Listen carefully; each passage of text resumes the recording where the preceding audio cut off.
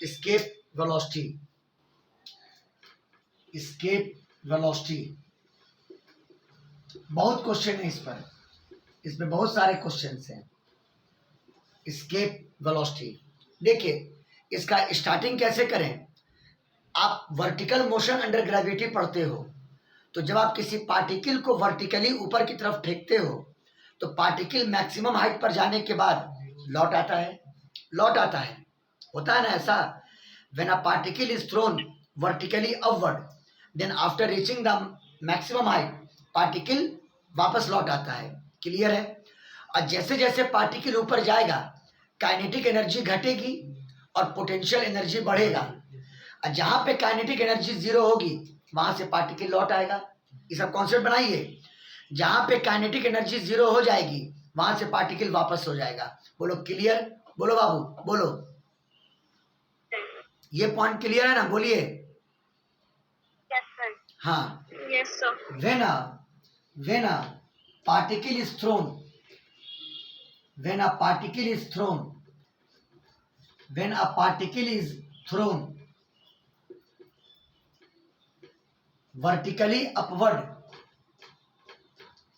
vertically upward, vertically upward from surface of earth,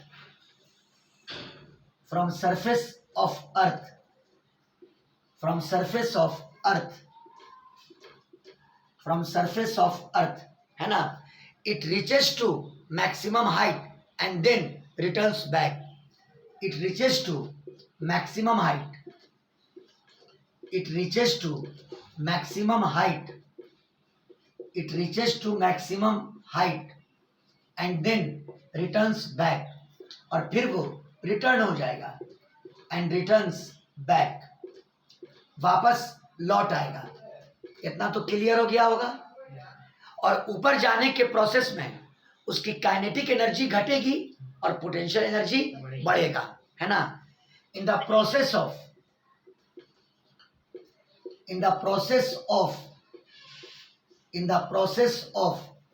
going upward, in the process of going upward,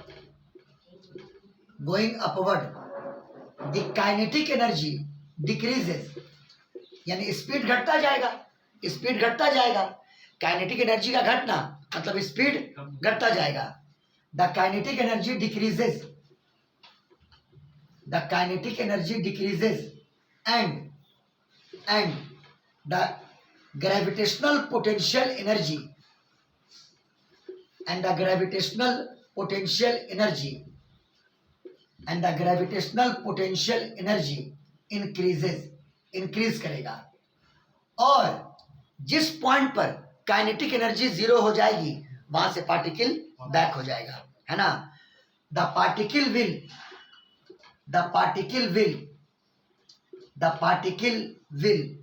return back, the particle will return back from the point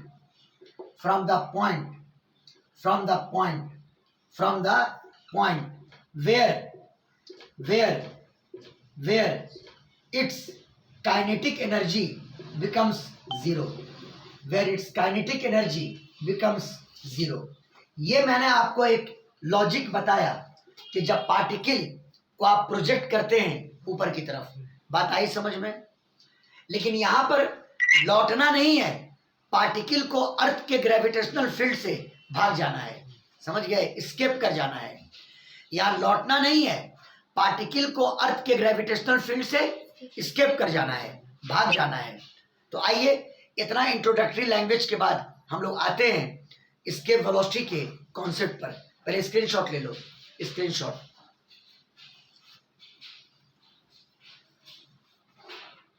हो गया, बोलिए हो गया।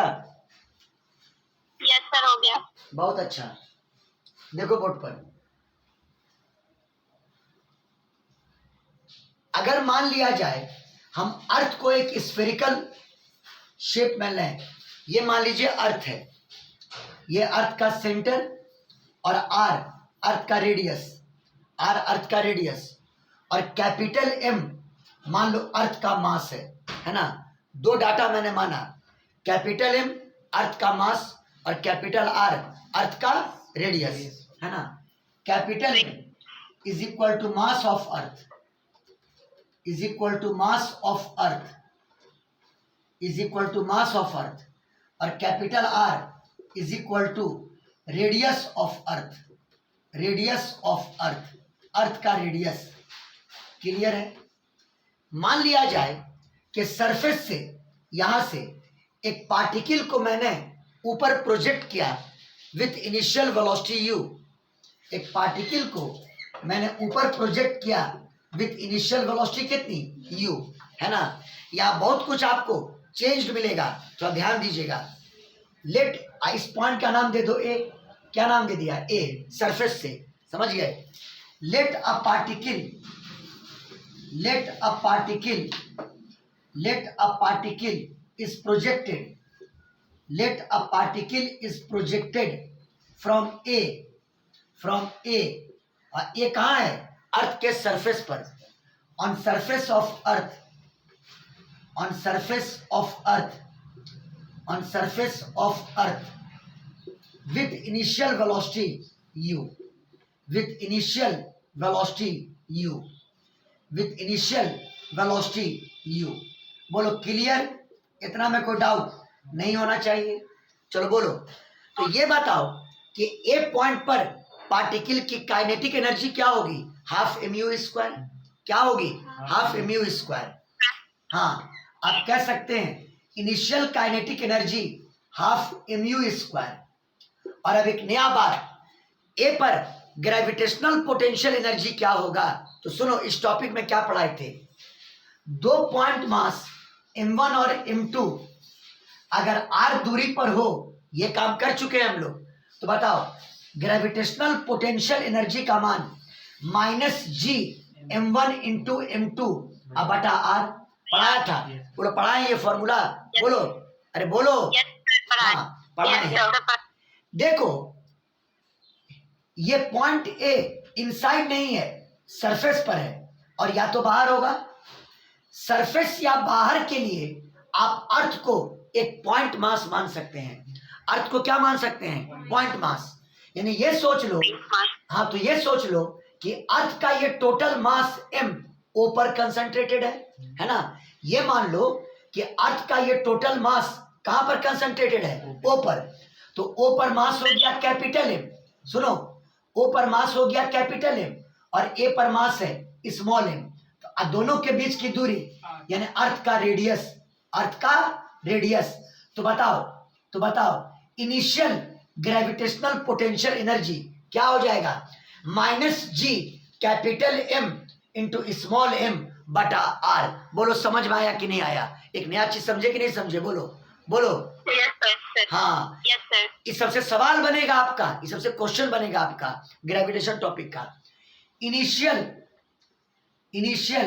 Gravitational potential energy जब particle A पर है, जब particle कहां पर है, ए पर, यानी यू इनिशियल बराबर माइनस कैपिटल जी m1 के जगह पर अर्थ का टोटल मास, m2 के जगह पर पार्टिकल का मास स्मॉल m अब बटा दोनों के बीच का डिस्टेंस यानी कैपिटल R। बोलो क्लियर है। तो अब बताओ कि इस पार्टिकल का ए पर टोटल मैकेनिकल एनर्जी कितना हुआ, दोनों का सम, दोनों का सम। बोलो क्लियर है, बोलो बाबू बोलो। Yes sir. हाँ, total mechanical energy, total mechanical energy, total mechanical energy, total mechanical energy, total mechanical energy at A यानी mi मैकेनिकल एनर्जी बराबर half mu square, half mu square minus G m अब बटा capital R। बोलो clear, इसको मान लिया equation number first. बोलो कोई डाउट, बोलो साजिया। चलिए स्क्रीनशॉट लीजिए, तो इसका स्क्रीनशॉट लीजिए।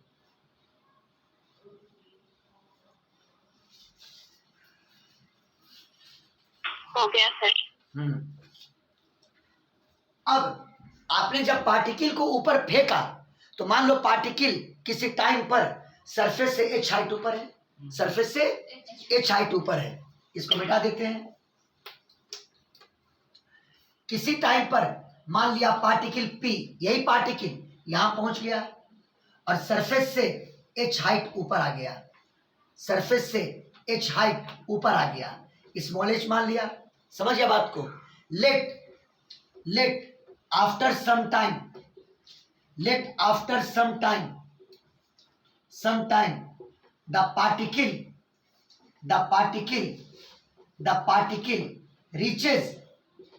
particle reaches at P, है ना, at a height h from surface of earth, at a height h from surface of earth, अर्थ के सरफेस से। अब मान लो कि P पर पार्टिकल की वेलोसिटी v के बराबर हो गई, किसके बराबर, v के बराबर, है ना, वहां पर की वेलोसिटी कितनी हो गई, v के बराबर। तो अब बताओ, जैसे यहां पर आपने टोटल मैकेनिकल एनर्जी निकाला, आप यहां पर भी टोटल मैकेनिकल एनर्जी निकाल लीजिए, यानी फाइनल काइनेटिक एनर्जी और फाइनल ग्रेविटेशनल पोटेंशियल एनर्जी। चलो बोलो क्लियर है, बताओ kf, तो बताओ यहां पे वेलोसिटी कितनी, v, यानी हाफ mv स्क्वायर, और बताओ फाइनल ग्रेविटेशनल पोटेंशियल एनर्जी। अब बताओ इस पॉइंट पर जब पार्टिकल आ गया तो अर्थ के सेंटर से दूरी कितनी, r प्लस एच, तो यहां पर खाली कर देना r प्लस एच। समझ में आया कि नहीं आया, बोलिए बोलिए बाबू लोग। Yes, sir. हाँ, Yes, sir. बराबर minus G M M divided by r plus H. तो बताओ final mechanical energy P point पर, यानी टोटल मैकेनिकल एनर्जी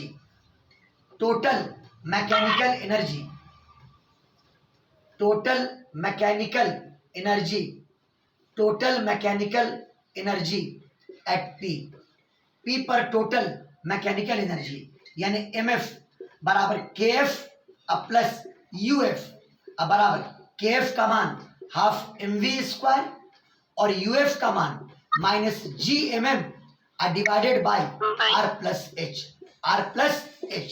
एक कॉन्सेप्ट याद रखना, पार्टिकल लौटता तभी था जब उसकी स्पीड जीरो हो जाती थी। बोलिए, पार्टिकल लौटता तभी था जब उसकी स्पीड क्या हो जाती थी, जीरो, यानी काइनेटिक एनर्जी जहां पर जीरो हो गई वहां से पार्टिकल लौट आता था ना। हाँ, ये बात को पहले ही आपको इंट्रो लैंग्वेज में हम लिखवा चुके हैं। पार्टिकल उसी जगह से लौटता था जहां पे उसकी काइनेटिक एनर्जी यानी फाइनल स्पीड जीरो हो जाती थी। चलिए, तो ये हुआ इनिशियल मैकेनिकल एनर्जी और ये हुआ फाइनल मैकेनिकल एनर्जी। समझ गए। Using concept of mechanical energy conservation, तो इनिशियल मैकेनिकल एनर्जी और फाइनल मैकेनिकल एनर्जी बराबर होगा। बोलो, using concept of conservation of mechanical energy MI और एमएफ बराबर होगा। समझ गए बात को। पहले स्क्रीनशॉट ले लो, स्क्रीनशॉट। ये तो हो चुका है, यहां तक का आना चाहिए। हो गया, बोलिए।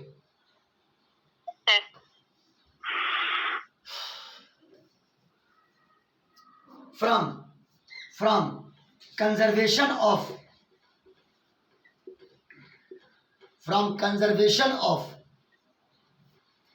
mechanical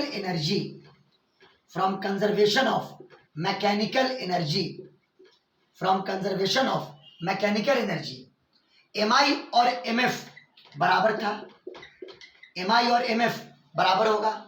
mi की वैल्यू थी half mu square minus G M M by are,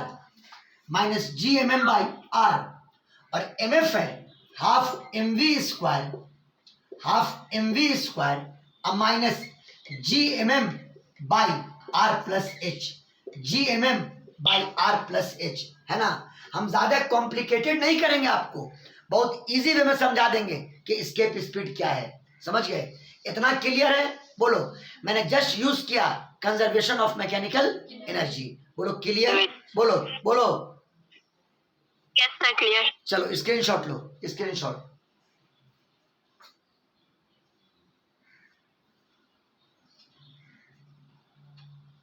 हो गया सर।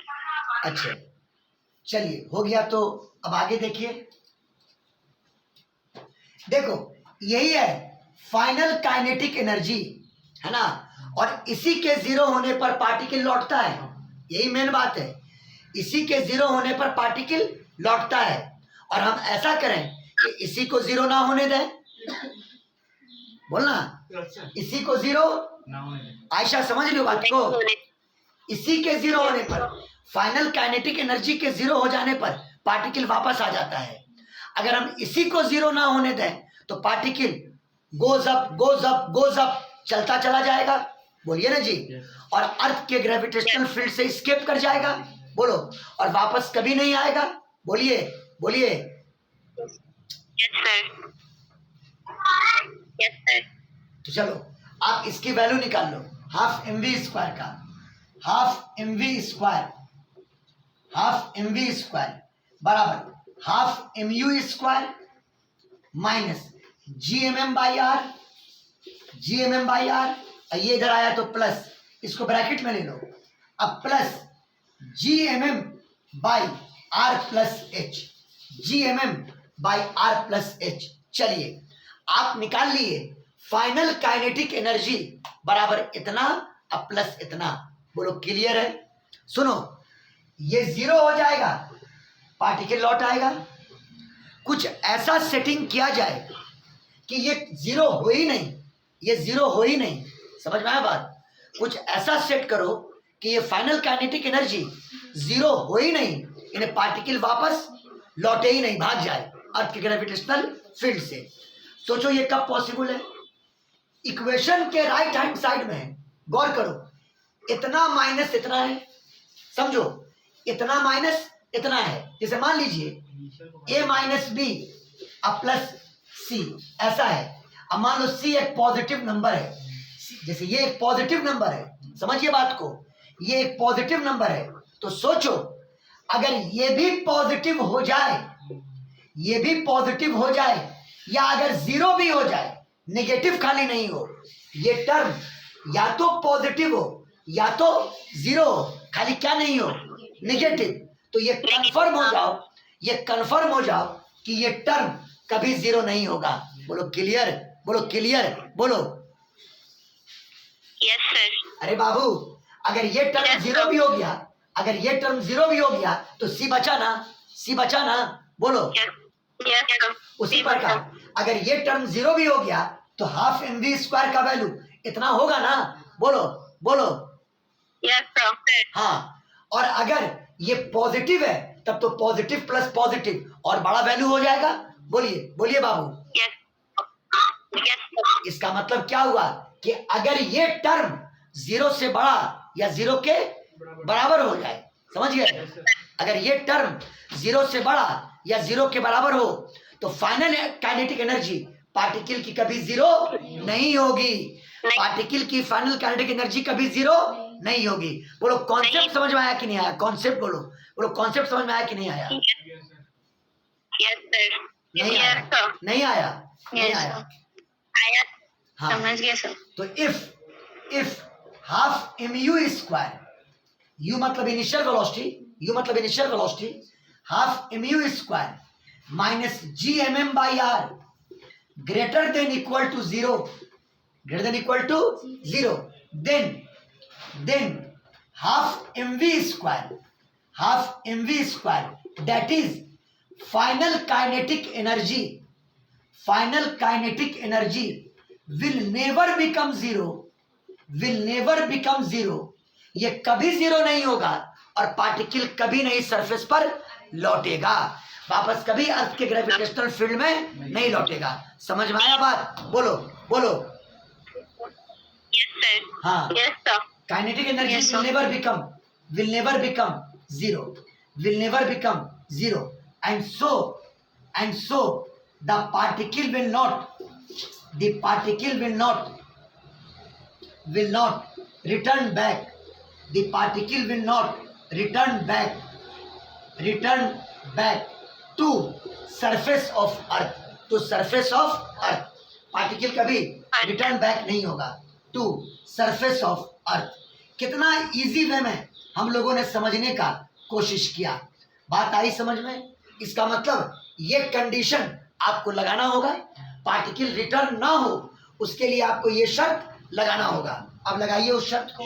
चलिए, वर्कआउट मैंने कर दिया, तो अब इसको लीजिए। इतना का वैल्यू 0 से बड़ा या 0 के बराबर, this implies half mu square minus GMM by R, 0 से बड़ा या 0 के क्या बराबर। इस टर्म को उधर ले जाओ तो हाफ mu स्क्वायर बड़ा या बराबर GMM by R, GMM by R, और m से m क्या हो गया, कैंसिल। 2 को वहां कर दो तो this implies that u square बड़ा या बराबर 2GM डिवाइडेड बाई कितना, R, बोलो। और स्क्वायर हटाओ तो u बड़ा या बराबर under root 2GM by R, 2GM by R। अब सुनिए, अगर पार्टिकल को आपने इनिशियल वेलोसिटी u से फेंका और u का मान अगर इतना के बराबर हो या इतना से ज्यादा हो, इतना से ज्यादा हो, particle will not return back to the surface of the earth, और पार्टिकल स्केप कर जाएगा। पार्टिकल क्या कर जाएगा, बोलो, स्केप कर जाएगा। समझ में आया कि नहीं आया, बोलो बोलो बाबू बोलो। Yes, sir.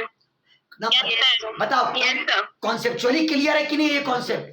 देखिए, फॉर्मूला पर मत जाइए, आप पूरे प्रोसीजर पर जाइए, तभी वो सारा क्वेश्चन जो स्केप स्पीड में करीब हम देख रहे हैं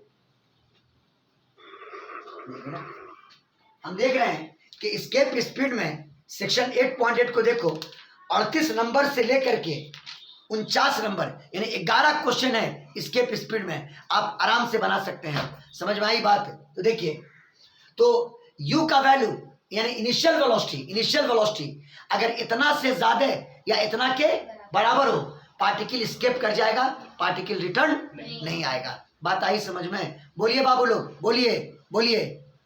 Yes, sir. चलिए स्क्रीनशॉट लीजिए।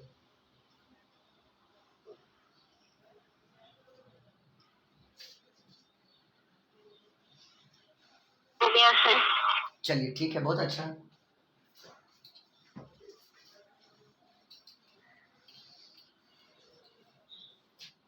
तो देखो, for particle to escape from surface of earth,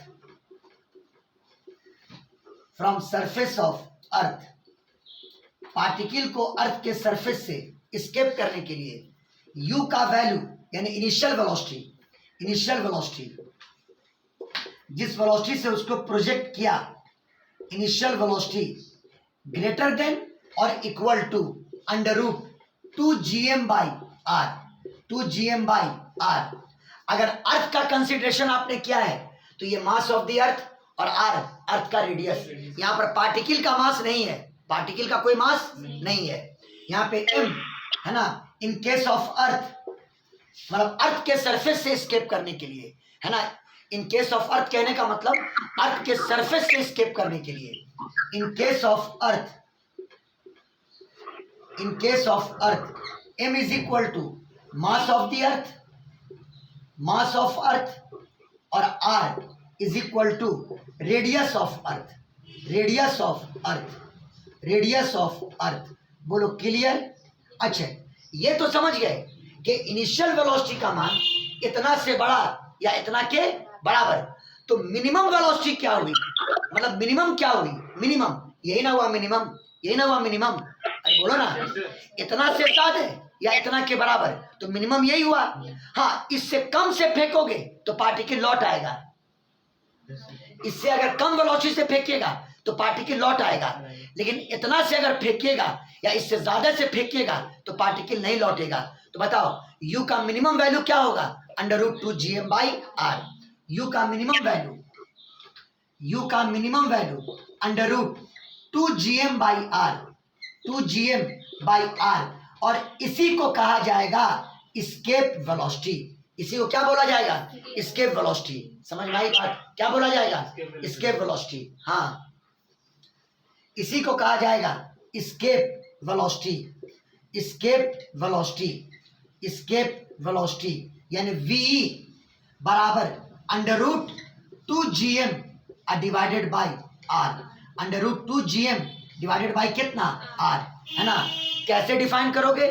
तो ये मिनिमम वेलोसिटी है, ये मिनिमम वेलोसिटी है। जिस वेलोसिटी से अगर पार्टिकल को फेंका गया तो वो वापस अर्थ के सरफेस पर नहीं लौटा, वापस वो अर्थ के सरफेस पर नहीं लौटा, यानी वो स्केप कर गया, वो भाग गया। बात फॉलो किए? The minimum velocity, Yes, sir.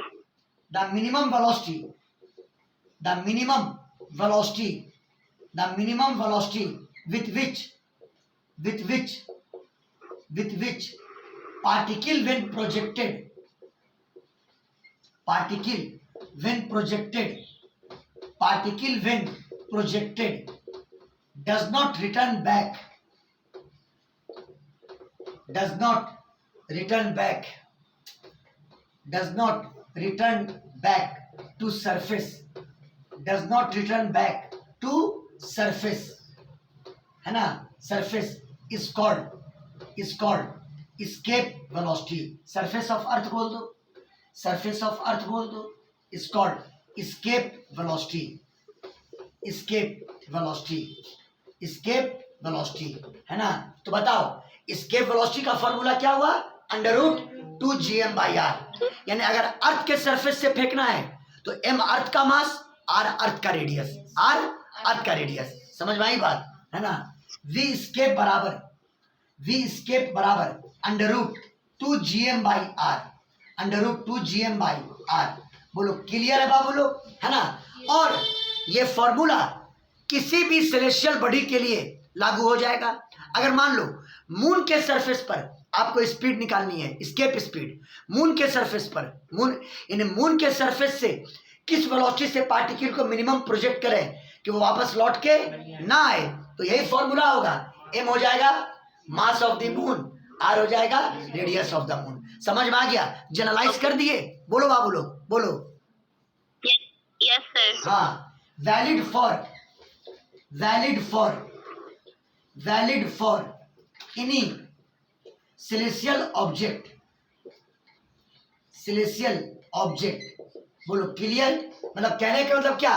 अगर हम एग्जाम्पल ले लें, if example for surface of moon,